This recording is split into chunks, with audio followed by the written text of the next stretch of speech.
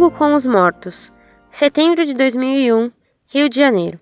Prezado Senhor Fedeli, observei em um site um pronunciamento do Papa e uma entrevista do padre Dino Concetti, comentarista do L'Osservatore Romano, o diário oficial do Vaticano, a respeito da comunicação com os espíritos. Gostaria de saber se tais fatos são verídicos ou se não. Trata-se do seguinte: 1.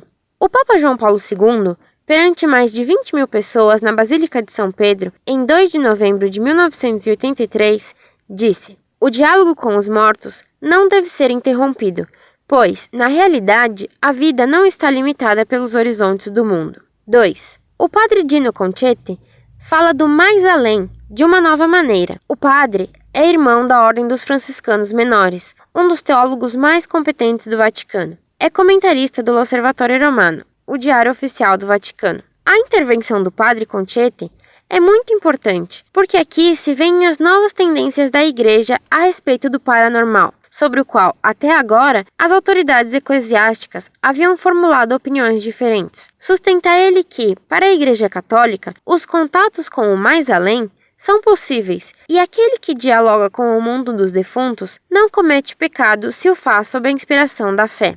Vejamos, pois, alguns extratos da entrevista do padre Dino Concetti, publicada no jornal ANSA, em Itália, em novembro de 1996. Padre, segundo o Catecismo Moderno, Deus permite aos nossos caros defuntos, que vivem na dimensão ultraterrestre, enviar mensagens para nos guiar em certos momentos de nossa vida. Após as novas descobertas no domínio da psicologia sobre o paranormal, a Igreja decidiu não mais proibir as experiências do diálogo com os três passados, na condição de que elas sejam levadas com uma finalidade séria, religiosa, científica. Pergunta: segundo a doutrina católica, como se produzem os contatos? Padre: as mensagens podem chegar-nos não através das palavras e dos sons, quer dizer, pelos meios normais dos seres humanos, mas através de sinais diversos, por exemplo, pelos sonhos, que às vezes são premonitórios, ou através de impulsos espirituais que penetram em nosso espírito, impulsos que se podem transformar em visões e em conceitos. Pergunta: todos podem ter essas percepções? Padre: aqueles que captam mais frequentemente esses fenômenos são as pessoas sensitivas, isto é, pessoas que têm uma sensibilidade superior em relação a esses sinais ultraterrestres. Eu refiro-me aos clarividentes e aos médiums. Mas as pessoas normais podem ter algumas percepções extraordinárias, um sinal estranho, uma iluminação repentina. Ao contrário das pessoas sensitivas, podem raramente conseguir interpretar o que se passa com elas no seu foro íntimo. Pergunta: para interpretar estes fenômenos, a Igreja permite-lhes recolher aos chamados sensitivos e aos médiums?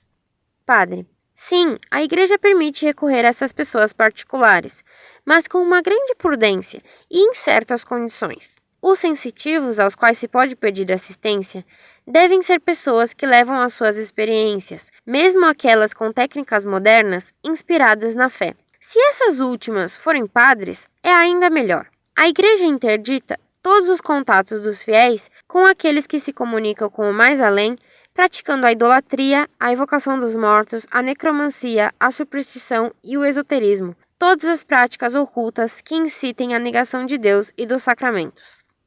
Pergunta: com que motivações um fiel pode encetar um diálogo com os três passados? Padre: é necessário não se aproximar muito do diálogo com os defuntos, a não ser nas situações de grande necessidade. Alguém que perdeu em circunstâncias trágicas seu pai ou sua mãe, ou então seu filho, ou ainda seu marido, e não se resigna com a ideia de seu desaparecimento, ter um contato com a alma do caro defunto pode aliviar-lhe o espírito perturbado por esse drama. Pode-se, igualmente, endereçar aos defuntos se se tem necessidade de resolver um grave problema de vida.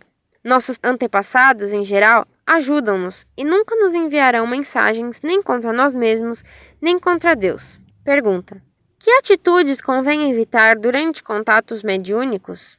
Padre: não se pode brincar com as almas dos três passados. Não se pode evocá-las por motivos fúteis, para obter, por exemplo, um número do loto. Convém também ter um grande discernimento a respeito dos sinais do mais além e não muito enfatizá-los. arriscar-se-ia a cair na mais suspeita e excessiva credulidade. Antes de mais nada, não se pode abordar o fenômeno da mediunidade sem a força da fé. Na expectativa de um esclarecimento a respeito desse assunto que me intriga, aguardo ansiosa uma resposta da parte de Vossa Senhoria. Atenciosamente.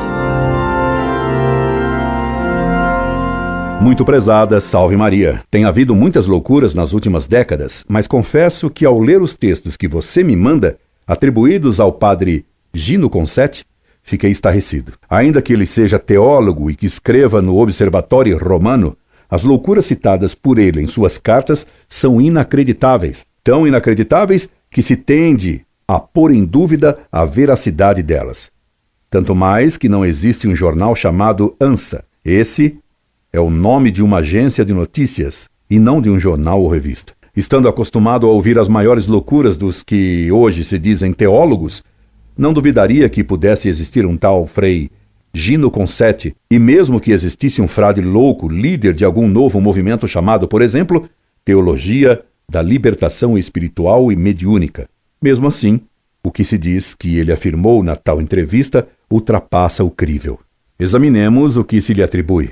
Frei Gino teria afirmado que ele se baseia no catecismo moderno, mas ele não dá a página onde o tal catecismo moderno registra a loucura que ele cita. Não achei tal citação no catecismo moderno, que suponho ser o novo e moderno catecismo da Igreja Católica. Nele não aparece, no índice remissivo, nenhum termo relacionado com o que diz a entrevista. Nem espíritos, nem consulta aos mortos, nem vida ultraterrestre. Nesse ponto, parece, pois, que há uma inverdade clara. Além disso, há contradições no texto que intrigam. De um lado, Frei Gino defenderia grosseiramente a consulta aos mortos, coisas condenadas nas Sagradas Escrituras, como necromancia e sempre condenada pela Igreja Católica. Provo-lhe isto com uma citação.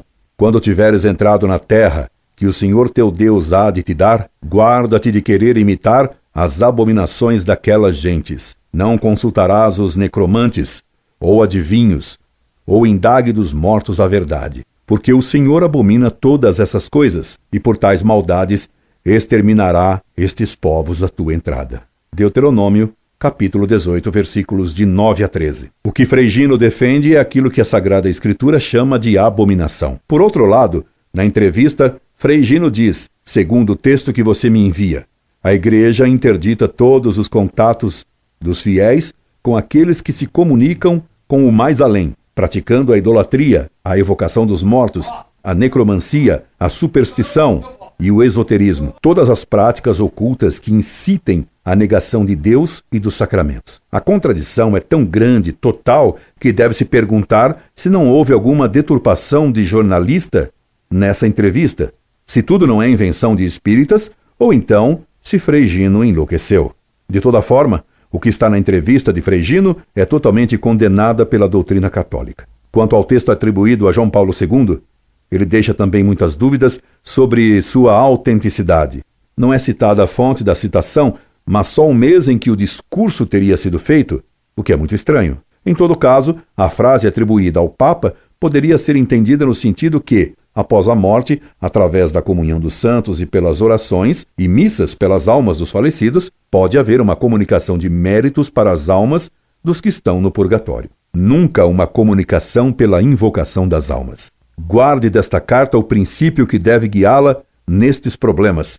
O que a Igreja e a Sagrada Escritura condenaram como pecado, nunca deixa de ser pecado. Nenhum padre, bispo ou mesmo papa pode aprovar o que o próprio Deus condenou. São Paulo ensinou que, se um anjo do céu viesse ensinar algo diferente do que está no Evangelho, deveria esse anjo ser amaldiçoado. Epístola aos Gálatas, capítulo 1, versículo 8. Incorde Jesus Semper, Orlando Fedeli.